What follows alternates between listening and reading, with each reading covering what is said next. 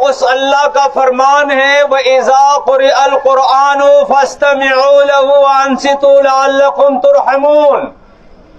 جب میرا کلام پڑھا جائے میرے بندو اس کو سنا کرو تاکہ سمجھ میں آئے۔ سمجھ میں اس وقت آئے گا جب تم رب کی بات سنو گے۔ فرمایا انما یستجیب الذین یسمعون، وہ لوگ اللہ کی بات سمجھتے ہیں مانتے ہیں جو اللہ کی بات کو سنتے ہیں۔ اللہ کے بندو، جس خالق اور مالک نے ہمیں پیدا کیا ہے، جس خالق اور مالک کا ہم کھاتے اور پیتے ہیں، جس خالق اور مالک کے ہمارے اوپر احسانات ہیں، آج اس خالق کی کتاب ہمارے درمیان موجود ہے، ہمارے مساجد میں ہمارے گھروں کے اندر موجود ہے، لیکن آپ